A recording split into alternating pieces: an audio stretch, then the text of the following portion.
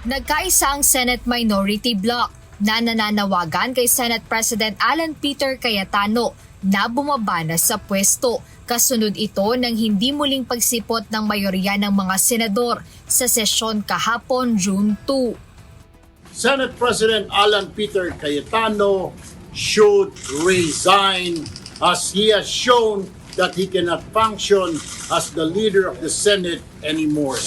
What happened today was a clear abandonment of responsibility, a dereliction of duty, and a blatant disregard of the rules that govern this institution. Because the Senate cannot be made to stop working simply because its presiding officer refuses to lead. Ayon sa mga miyembro ng minorya, ang nangyari kahapon ay malinaw na pag-abandona sa tungkulin, pagpapabaya sa responsibilidad at tahasang pagsasawalang bahala sa mga alituntunin ng institusyon. Impunity ito. Sunod-sunod ang paglabag.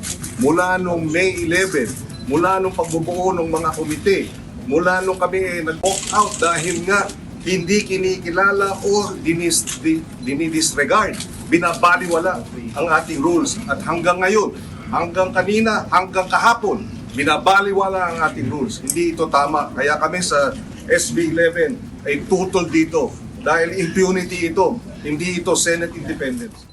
Ayon kay Senator Panfilo Ping Lacson, tila hindi naman katanggap-tanggap na hinihikayat umano ng Senate President ang iba pang senador na huwag dumalo sa sesyon. Binigyang diin ni Senator Lacson na may free will o maaari namang pumili ng ibang landas ang iba pang miyembro ng majority bloc. At what price? Ang pinoprotektahan lang yung Senate presidency, power, position.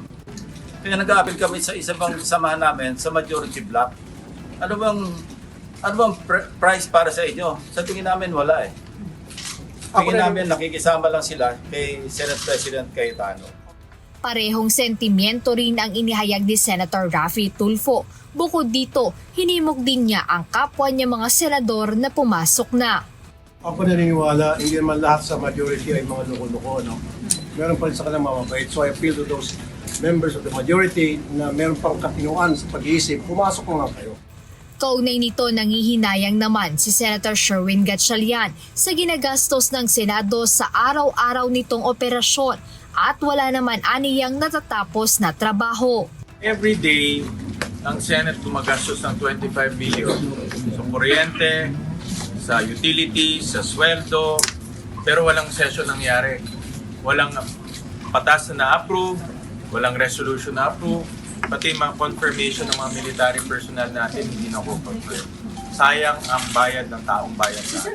Sa kabila ng mga ito, pinabulaanan ng minorya ang sinabi ni Senator Jinggoy Estrada na may mga kumausap umano sa kanya para talikuran ang majority bloc sa Senado kapalit ang pagpapawalang bisa sa kanyang kaso.